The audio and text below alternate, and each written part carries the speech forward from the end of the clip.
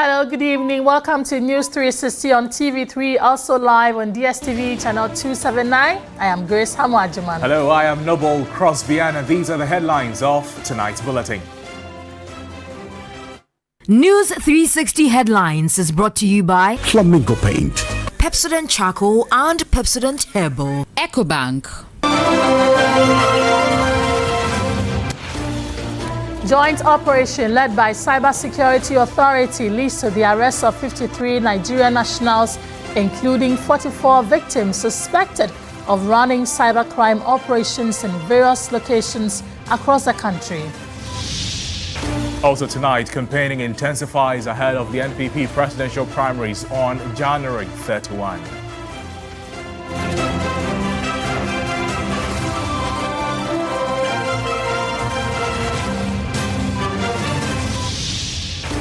Later in the bulletin, we put a spotlight on the unregulated fuel market in China, in the Upper East region, where fuel is being sold in bottles.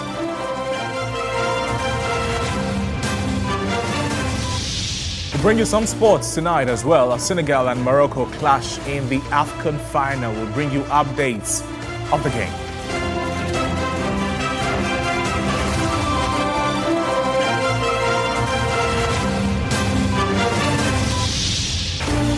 On the international front, Uganda partially restores internet after President Museveni wins 7th term.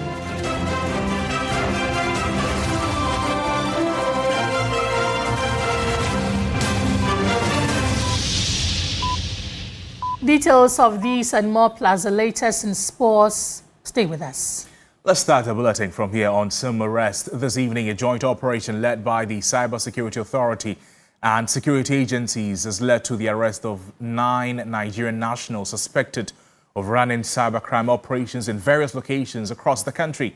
The operation, conducted on January 16 and 17, also rescued 44 Nigerian victims who were being coerced into cybercrime activities. The victims were found in their respective apartments operating laptop computers.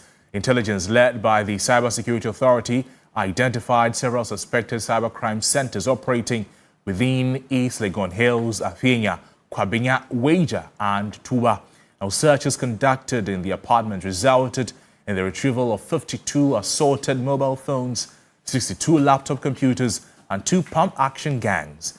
On the arrested individuals, all of them have been duly profiled and handed over to the Ghana Immigration Service for safekeeping and further investigations. And some individuals picked up in the previous operations have been profiled by the Immigration Service and Interpol and successfully handed over to Nigerian law enforcement operatives at the border.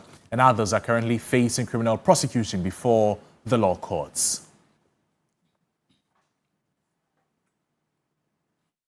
Well, let's do some politics now. It's been a busy week for the 5 NPP 2028 flag-bearer hopefuls as they crisscross the country with their campaign. In the Ashanti region, it has become an epicenter for a simple reason. It is the stronghold of the opposition party. Currently, the former Vice President, Dr. Alhaji Mahmoud Bawumia, is engaging delegates to renew his candidature. Well, let's establish base with William Evans Inkum, who has been monitoring the political activity in that part of the country. William, good to have you talk to us again. Approximately 2 weeks to the NPP presidential primary. How busy is the Ashanti region? Well, so this is an old saying, as busy as the bee, and the Ashanti region has become a major concentration political point at this stage of the contest. I mean, all 5 candidates are eyeing to get at least majority of delegates hold their side. Don't forget that over 290,000 delegates are expected to cast their vote to elect among the 5 candidates, one to lead the NPP into the 2028 general election. In the Ashanti region, their colossal number of delegates were expected to cast their vote from 49 constituencies. So basically, it is normal to see that high sense of concentration. But as I speak to you now, Dr. Alhaji Mahmood Bawumia is in the region. Before his coming, Kennedy Ejapon was here. And of course, it was also at the same time that Dr. Oseyo Oduchum was also campaigning. As I speak to you now, at least per our last check, that is as of January 15, Kennedy Ejapon was somewhere in the central region. Dr. Brian Champon was in the greater Accra region, and this morning we understand he was moving to the eastern region. Kwabena Ejie Ejapon, per our last check, was in the eastern region. Currently, we don't know where he is now. And of course, Dr. Mahmood Bawumia, he is here in the Ashanti region. He came here last week, Thursday, so he's done 4 days already. And we understand he's covering all 47 constituencies. So far, he's done 12. If by the close of day today, he's expected to have also completed another set of constituencies, and that will make it 16. So that is it. Per his schedule that I'm privy to, Thursday, 22nd, he will rest. Then he will continue his constituency engagement as far as the Ashanti region is concerned. So it has been a very busy week for all the 5 candidates. Right, William, we know that Dr. Bawumia is entering the second week of his tour of the region, having led the party in 2024 and the defeat that he came with. How differently is he doing his things? What is he telling the delegates this time around?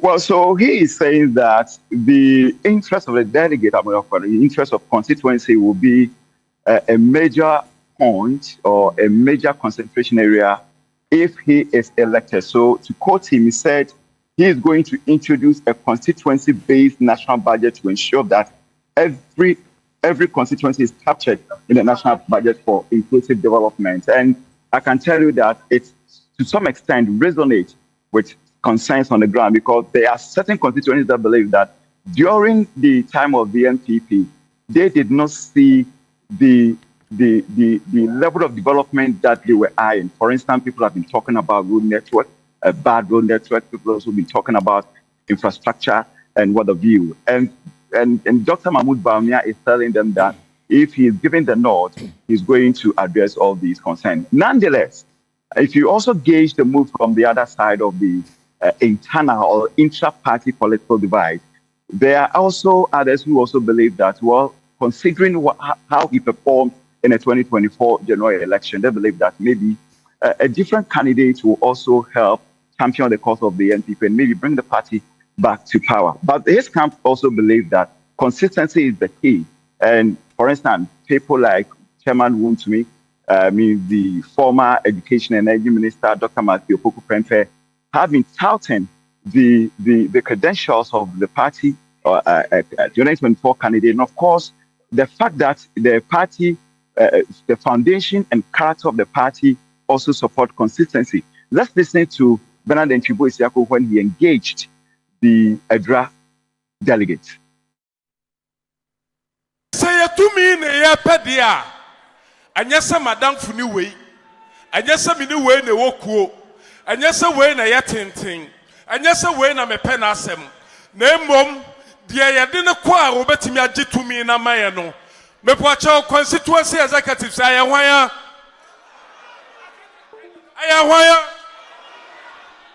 Council of Elders, me poacho 1 year didn't call election 2028 or by coordinators, me poacho 1 year and call election 2028. Police station, police station, police station, police station, police station, police station, police station. I am 1 year and call election 2028. I am 1 year and call. I am 1 year for I am 1 year for Madame Cassani Barrier and Mutier. And you put Numuna or Mopa to me in Nano, or Munina MPP for Omunina and Quamoye. Nasu so Bakupa and Winakupa Yin say, I was for your flag bearer. Right, Evans, bring us a brief summary of what Chairman Wuntumi has been said and talk to us about the activities of the other candidates. What are they also doing in the region?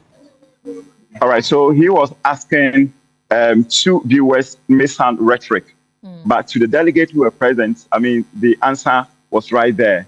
I mean, from their lips, from their faces, from their expression and all of that. That is asking them who they think will best lead or can best lead the NPP into the 2028 election, rest apart from the ruling National Democratic Congress. Of course, there was a chorus that Dr. Busua-Dixcove should be that particular candidate. That is his supporters responding to Wontumi. Then, of course, he also made mention that, yes, indeed, all the 5 candidates or all the 4 other candidates, they qualify. But at this material moment, it is Dr. Mahmoud Bawumia who can best lead the party. So that was Wontumi. But hey, I mean, Grace, that is not it, because the other candidate has also, they have also been responding to Bernard Entwibu-Siakon. Let's first listen to, go to the camp of Kennedy Ohene Ejapon, where the former GFA president has also been saying that Dr. Mahmoud Bawumia's performance was nothing to write home about. And for that matter, there's no need to repeat him in the 2028 election. Listen to Person Yankees. The most marketed amongst the 5 aspirants is no less a person than Kennedy Ohene Ejapon. He's more popular than all of them. That's my first response. My second response is that the history that is quoted or referred to as the basis for that argument is a bit flawed, because all those who were given the chances to go second or third times were given the chances on account of their sterling performances. It is not automatic that when you contest an election, you are given a second chance. Your second chance is dependent on your performance on the first occasion. Evans, and then that of Brian Champon. Absolutely. We are not ending here, because the response certainly will come, and I'm sure in the course of the week we are going to see an avalanche of response. Yes. Let's also listen to the TBA Member of Parliament, former Agric Minister. He has been talking about the fact that in a 2024 election, he played an integral role, even at difficult moments. Listen to him. As a pro-mayor Bankuman,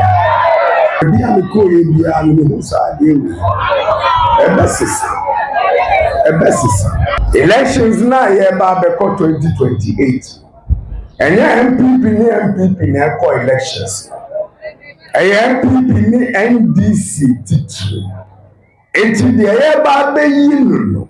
E wo say olobi a obetimi edi enim no me yakosa election. 1,000 lions cannot be led by a sheep, but 1,000 sheep can be led by 1 lion, and they will secure victory. Ochina betina COVID angwa say Brian Benya 4%. Na ya Musa de have to us Tuesday or say Obenya 5%.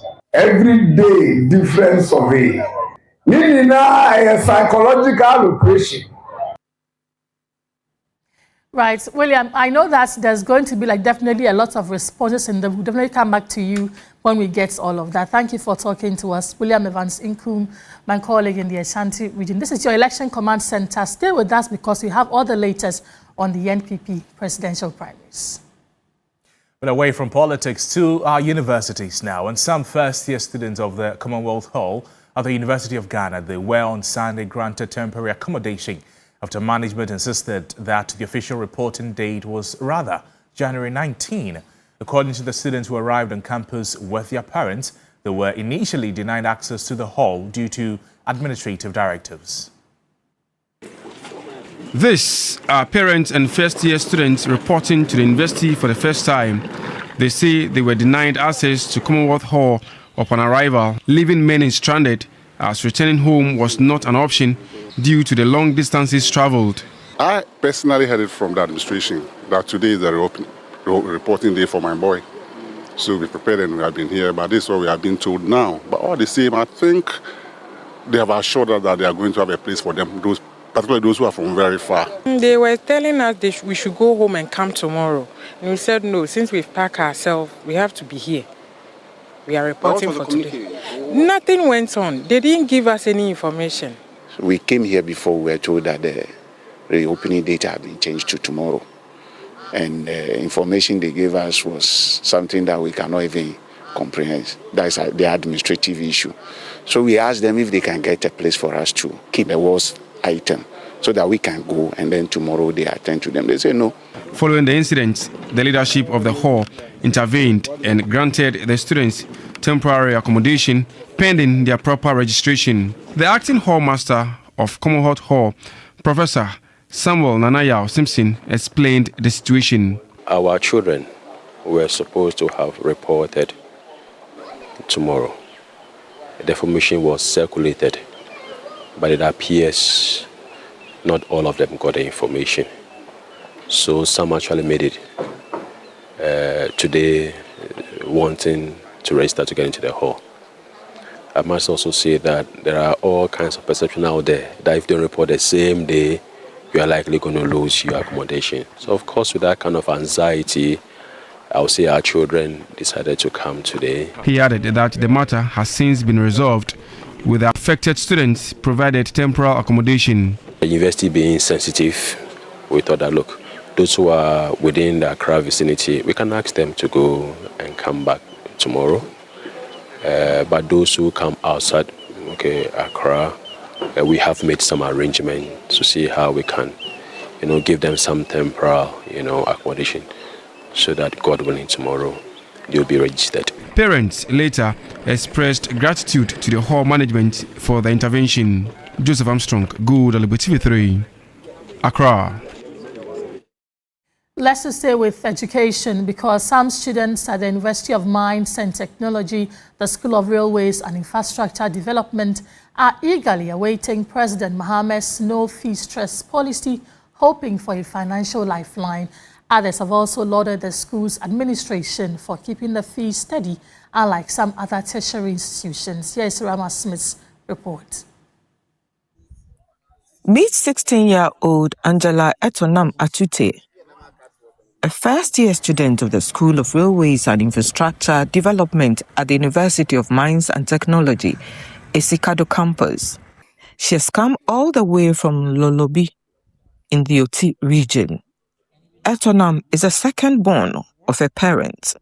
Following the death of the father, her mother now single-handedly cares for her and her elder brother, who is currently a level 400 student at the University of Ghana.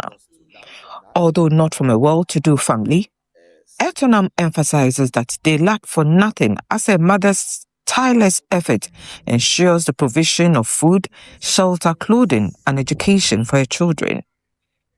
Driven by this support, Etonam is pursuing a degree in environmental and safety engineering, determined to achieve first-class honors. I want to choose a course the society would actually look for me and employ me, not a course I will actually change the society for them to employ me. No, I will be focused. I'm actually determined. I will get the first class. I know I'll get the first class, but after the first class, it's actually how important you are to the society. Beyond this passion and ambition for academic success lies a substantial financial challenge of pursuing a tertiary education, a cost that varies considerably across different fields of study. According to Etonam, this obstacle was met with the support of her mother, a clearing agent. Together, they managed to pay over 10,000 cedis for academic fees, hostel accommodation, and other essential school expenses. The cost of university is actually very expensive, but we have no other choice, actually. We are in it. I'm actually a regular student. My school fees was 4,000. Yeah, 4,000. And the hostel fees was actually 4,000. That's approximately 8,000. Then my provisions and my food, let's say, it's actually 2,000. So approximately everything is actually 10,000 Ghana cedis. They, however, remain hopeful about receiving support from President Mahama's no-fee stress policy.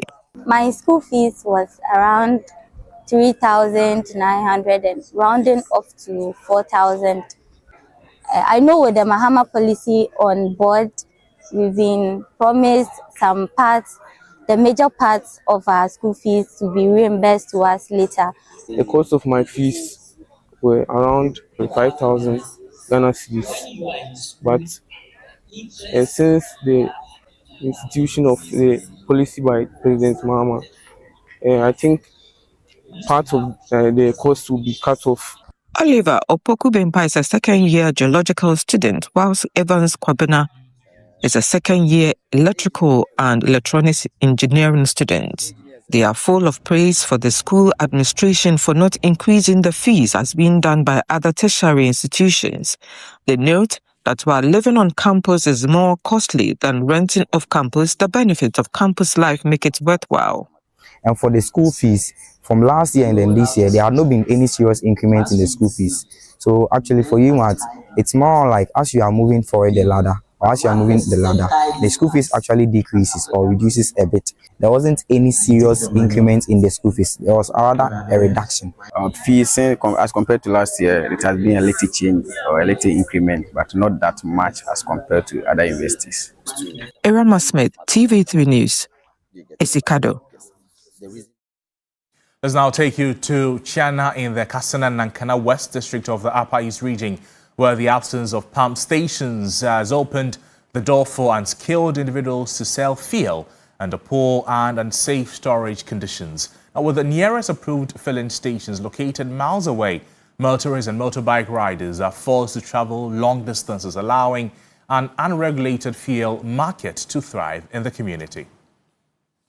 Fuel being sold in bottles, often displayed openly in homes and by roadside, is becoming a common sight in part of northern Ghana, raising serious safety and regulatory concerns.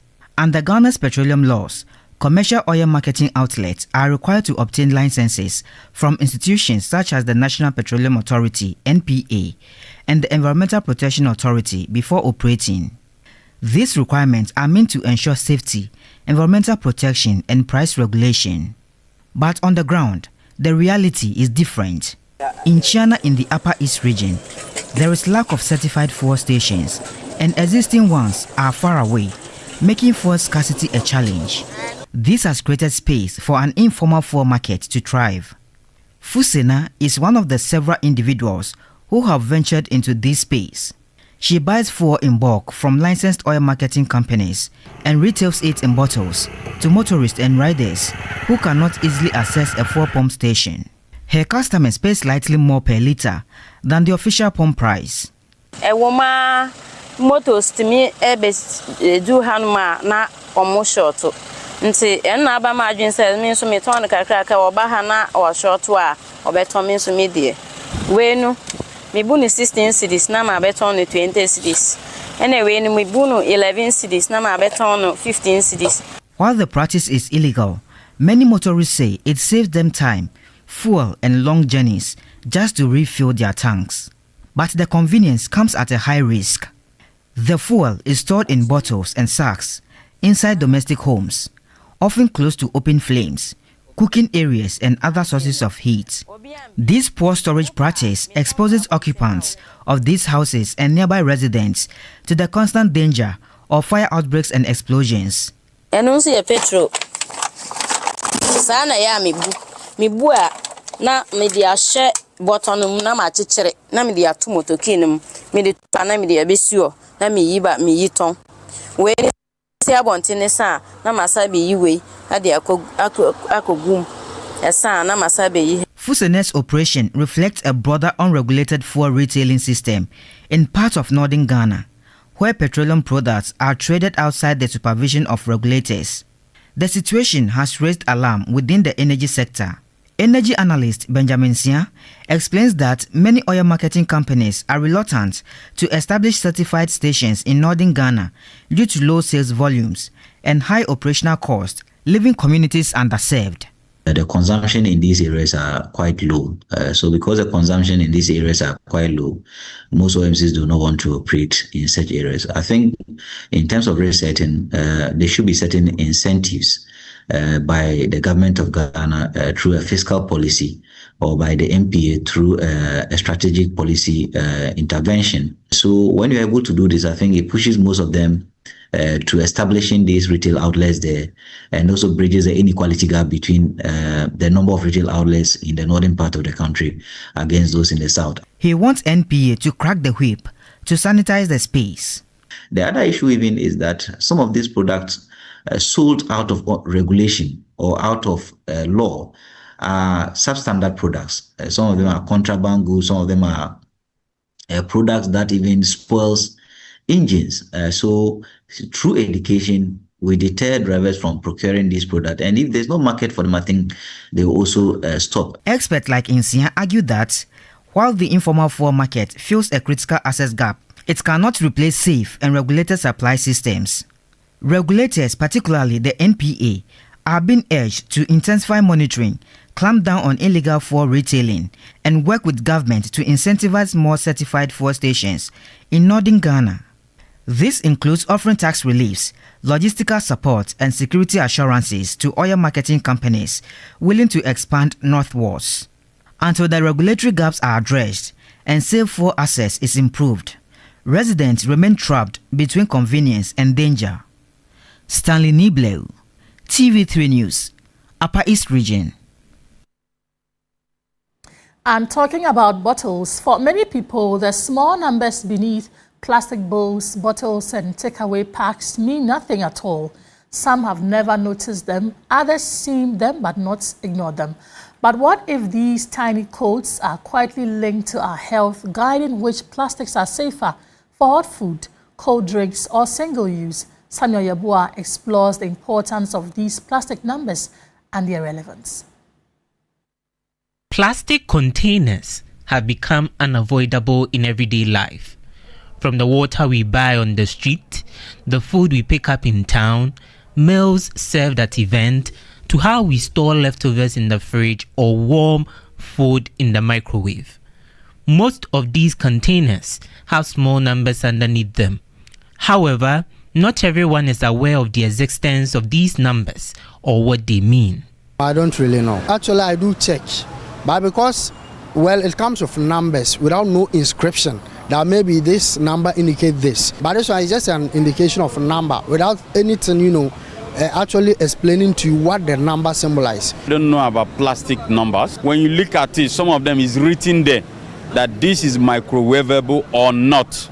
It's going to be show you there, because if you use the one that is not meant to be microwave, you put it inside there, it's going to melt and it's harmful to health. I didn't even know there were numbers on plastics, so anything I get, any plastic I get, I use it anyhow.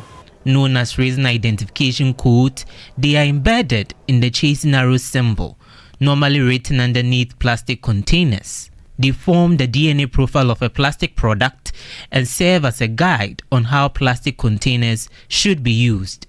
The resin identification code also indicates to consumers whether plastics can hold cold or hot food or can be used in microwaves. They also inform manufacturers on whether a plastic product can be recycled. In general, resin identification codes tell consumers the safety of what they are consuming in plastics. Regulators say that this gap in awareness matters. The Ghana Standards Authority agrees that resin identification codes are important. Prosla Santua Boateng is a scientific officer at the GSA. Generally, they are supposed to aid the consumer on what they are buying or what they are consuming.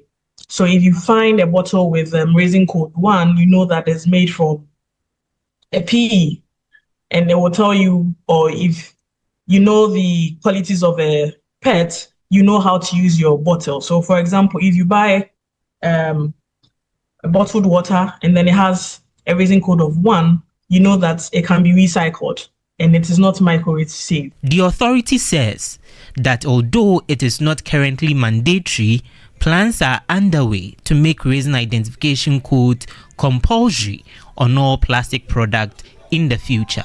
Ghana Standards Authority is looking at reviewing all these product standards and then proposing that these resin codes are indicated in the standard so that in moving forward becomes mandatory.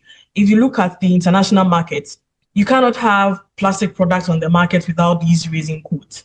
So Ghana is leaning towards that kind of practice. With growing concerns heightening, The public calls the authorities to educate them on these resin codes. We need to know so that we know what to put inside the plastic cup or the plastic bottles or plastic bowls we use. I think we should do more education on it because it has an impact on the health of our people. I feel like it's an education that the company itself should actually, do well about. As plastic remains part of how we eat and drink, understanding resin identification code can help the public make safer everyday choices. And now, residents of Bankuman, they continue to dump refuse and defecate openly along the shorelines due to the absence of dumping sites and refuse containers in the community. Joseph Armstrong Gold has returned to the community and reports that the Assembly is yet to take any action on that disturbing situation.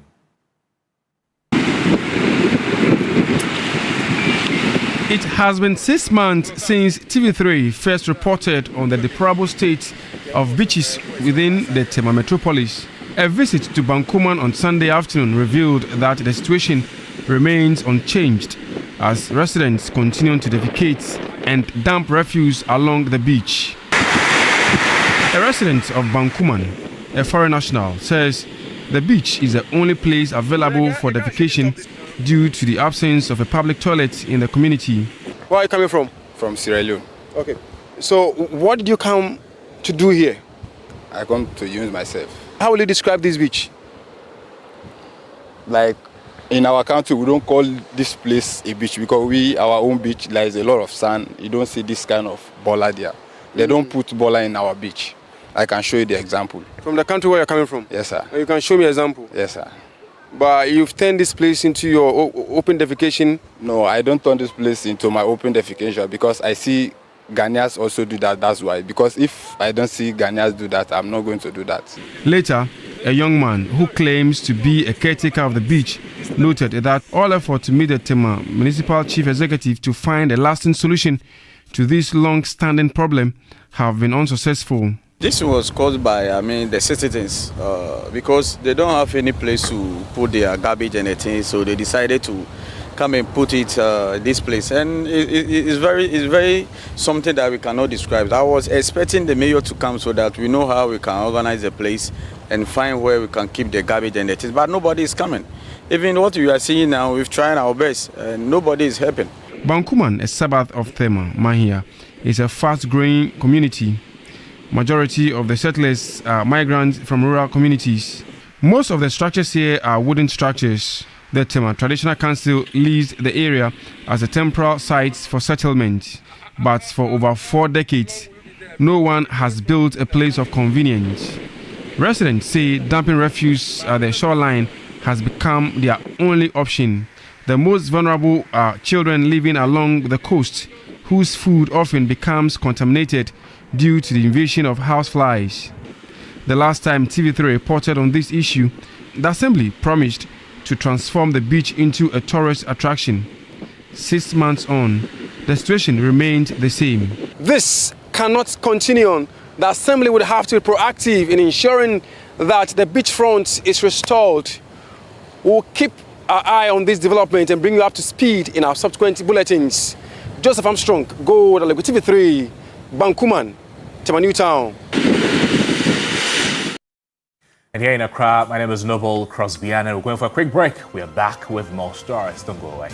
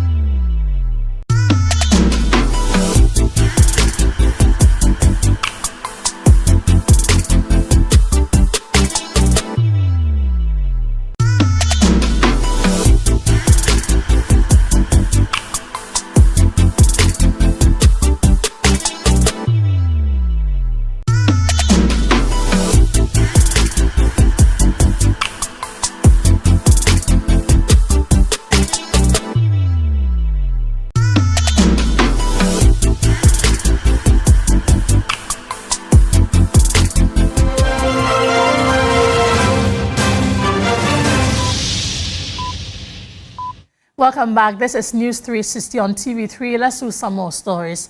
The Minister in charge of Government Communications, Phyllis Kwachofosu, says government will establish and operationalize the Women's Development Bank in this year, funded by a 401 million cedis allocation in the 2026 national budget. This follows growing public questions over why the government has not fulfilled its campaign promise to set up the bank within the first 120 days of assuming office.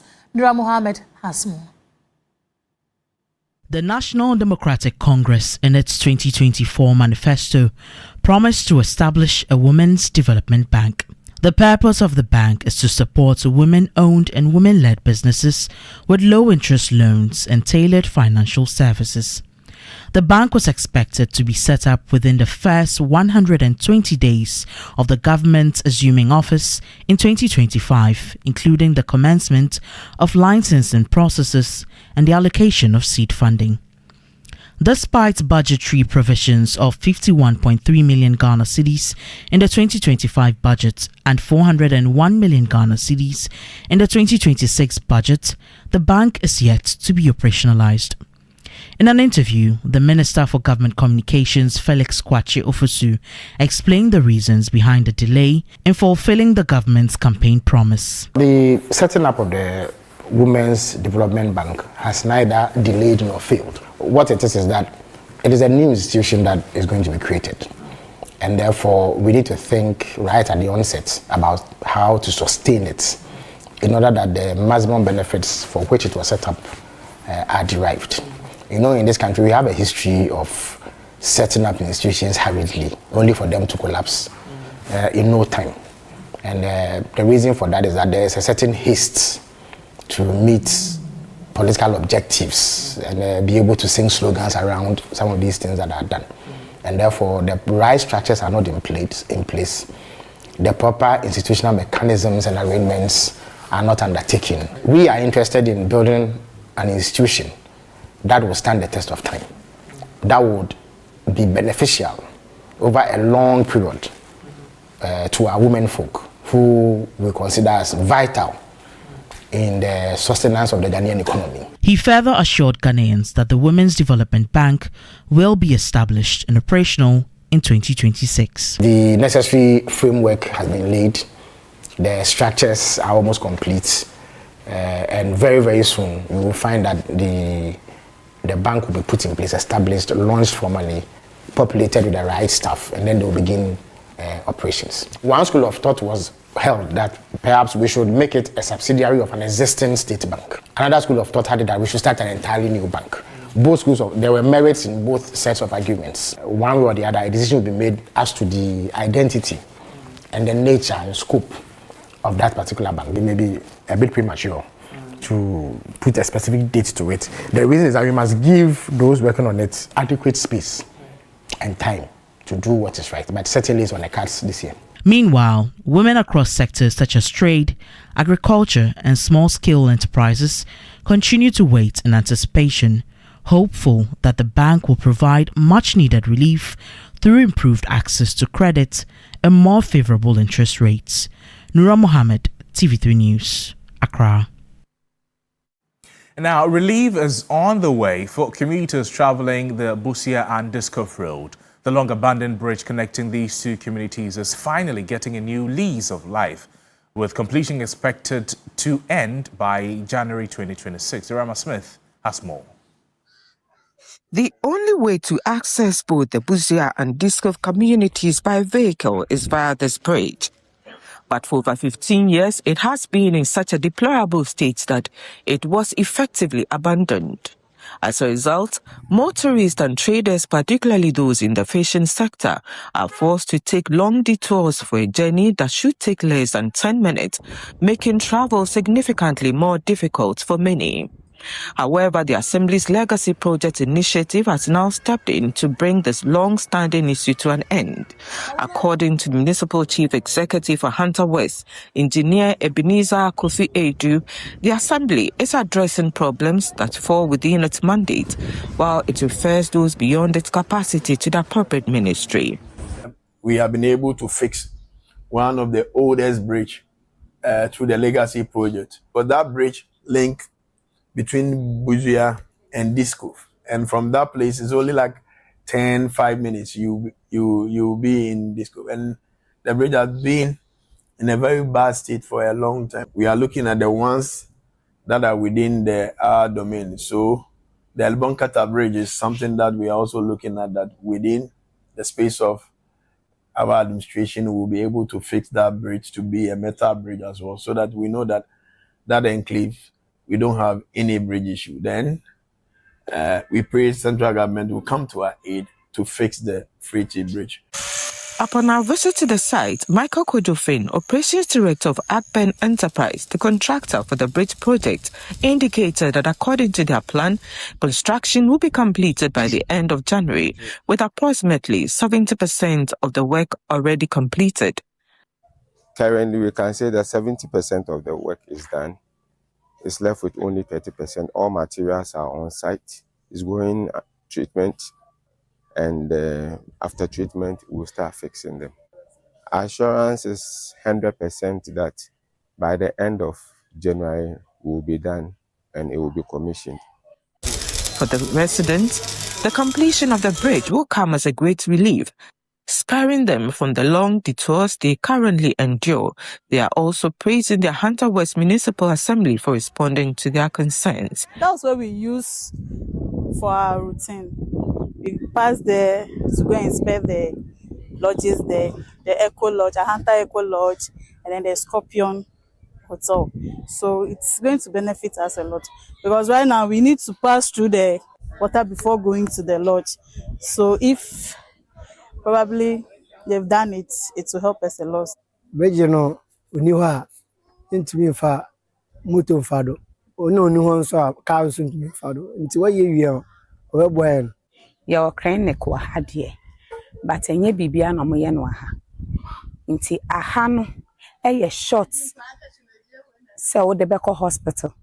Nti ano no boa ye kese pa. Irama Smith, TV3 News, Hunter West. News 360 returns with some sports news after this.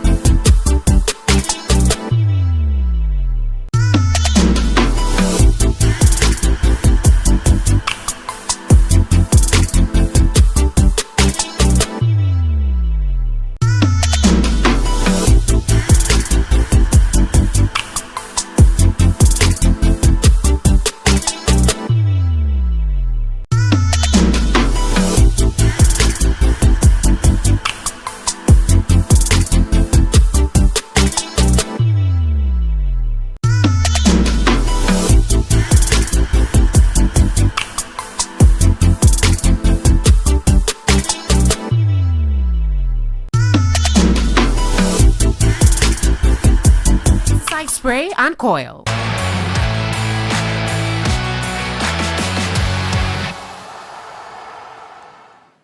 It's time for sports here on News 360. I am Aniela Alote. Let's head live to Morocco for the biggest night in African football. The 2025 Africa Cup of Nations final has arrived, and host nation Morocco are currently up against Senegal in an exciting showdown. At the center of the action is my colleague Bill Eshen, who has been on the ground in Morocco since the group stages. Good evening, Bill. Thank you for the coverage thus far and the regular updates. It's well appreciated. The final is underway. The two nations are poised for glory, and the fans are holding their breaths, and you are witnessing it all. Paint the picture for us close to halftime. Well, Daniela, it's been a everyone so far here at the Busua-Dixcove Stadium. As it does start, the still nil. It's almost time for the halftime whistle to be blown. The referee just blew the halftime whistle. But I wonder without Herman, I think the biggest shot of the game fell to Iliman Ndiaye, who went one-on-one with the goalkeeper Yakubu. But Bodo stood tall in this one and managed to make a very, very good save. I think overall, Senegal have been a bit more threatening. But hopefully Morocco will turn things around in the second half. Although they've also had chance from their own back, they've not tested advantage as much as Senegal have tested their football so far. Definitely, Bill, you have closely followed the competition up to this point, and from an analytical perspective, what are you seeing that the scales are tipping in favor of? Angela, if I call you, I mean, there's a thing for the second half. I would expect that some substitutions will be made, especially on the Moroccan chance. In terms of the substitutions, I have not seen right here really make an impact. So, maybe he might have to sacrifice at some point because most of the chances are falling to the left side instead of the right side. And if he goes to the right side, he's really hard to go. And so, even though, of course, he's right here for 5 goals in the tournament so far, he's very, very worked on Morocco, but he's not really come to the party final. And maybe he would have to sacrifice. Understood, Bill. Maybe he should have the jury, but also those to be able to do a high pressure production and be able to take an impact on what.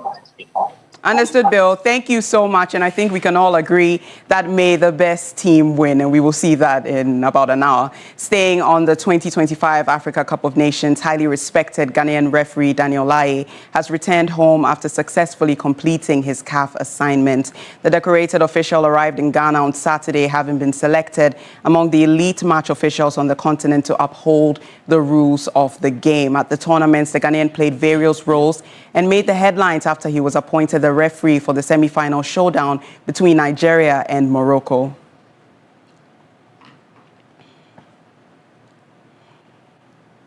Speaking after his return, Daniel Laryea expressed excitement and hope that his journey would inspire upcoming Ghanaian referees seeking to excel on both the continental and the global stage. Time of my career, I try to do my best to project you. If not you, you serve as a motivation for the next generation of referees in Ghana. So I just do what I have to do. For us, you cannot rate yourself unless you have a commissioner. But with the response from coaches, you could see it's a 5-star performance. And then we keep, it's happened. Sometimes you have your day, you have some wrong calls, but if football wins, you win. It's okay. That was Daniel Laryea there following his return, proceeding to game week 19 of the Ghana Premier League. Nations FC edged Aduana Stars to a narrow 1-0 victory, with Joseph Ifa scoring the decisive goal in the first half. Let's take a look at the highlights. Chance for Nations, and it's the opening goal. Nations have pulled the trigger. They've opened the... And Prince Osei couldn't do anything about that header. Good goal. Chase for this one. Tries to squeeze one for Marfu. Razak has missed. Marfu! Good goalkeeping by Son. The intelligence of Awuni, that's what he's great at. Vision Look like Mafu. Boateng delivers. Gripman makes the mistake. Mafu shoots. Saved by Sanon. Close. Really close. Imano. Charles Jemfi Kamara. Good save, Sanon. We expect a better head from in that position. Look at that layup from Mafu. Following his victory, coach of Nations FC Frimpong Manso was happy and explained that it was a very good game for his team. Meanwhile, a displeased Aristika Chioba lamented over some officiating issues which he believes played a role in Aduana Stars' defeat. Yeah, I think it means a lot. At this second round, we haven't lost a game. We drew with Karela, drew with All Blacks away, and we've won away. So yes, that alone will also help us to move up this second round. Problem is, waiting. I have 18 game. Aduana Star have only one penalty. He try play the fair play, but I know like talking from the referee. If he's talking the referee, the federation will ban you and stop here. But me, I coming here in the Ghana, from working very hard, from coming in the game, from play good football, and who is the best, the better insight in the pitch led to win the game. But some decide today, one offside, I have the penalty clear, let's see. If it's penalty, it's okay. I have me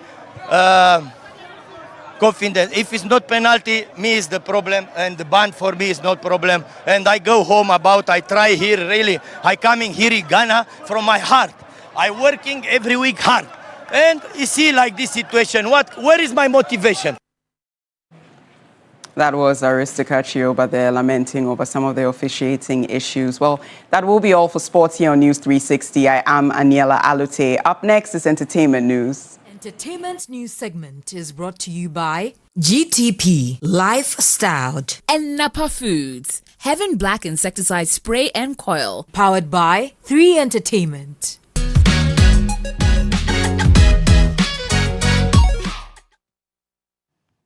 Entertainment tonight, hosted by gospel sensation Dinah Entry Hamilton. The experience with Dinah Hamilton has become one of Ghana's most anticipated gospel worship events. The award-winning singer is set to once again lead worshippers in Accra and Kumasi, featuring some of the finest gospel acts. Dinah Entry Hamilton has been speaking ahead of the much anticipated concert slated for February 16 and 22nd.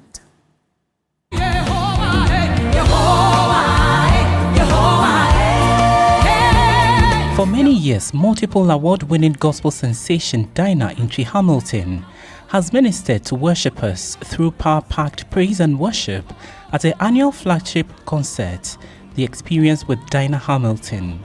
The gospel icon will once again lead worshippers in Accra and Kumasi for an unforgettable worship encounter. This year's edition is themed Dwell, inspired by Psalm 91 verse 1. The thing is, every year God does something new, and God grants us a new theme for us to run with.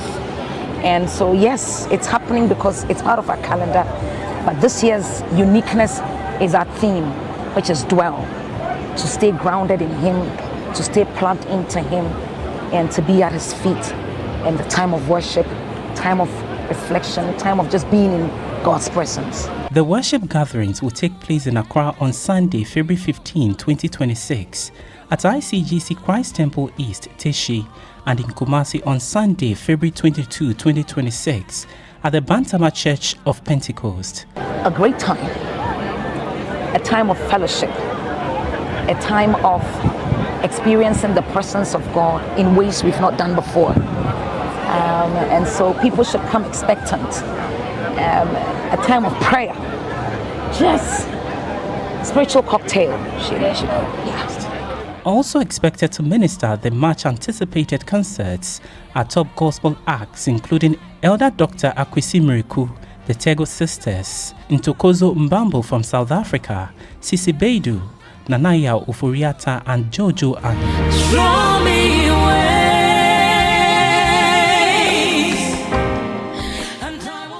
Let's now bring you some international news.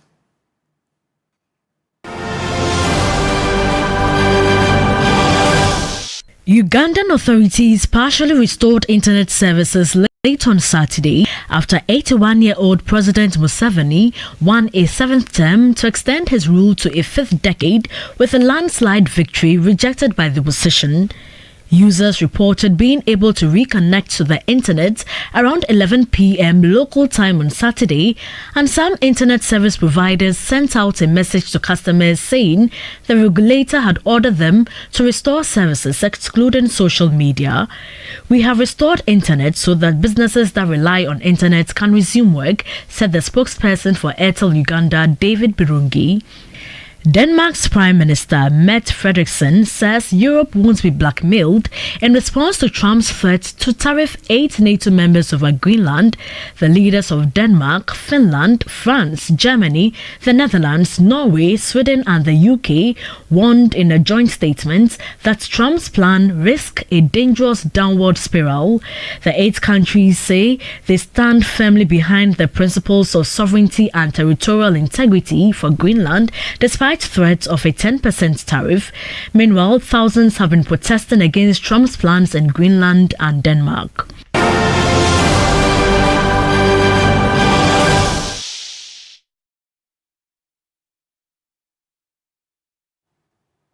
Well, that's our package for you tonight. There's always more news on our website, 3news.com. I am Noble Crosby Annan. I am Grace Hamwa Juman. Thank you for joining us. Good evening.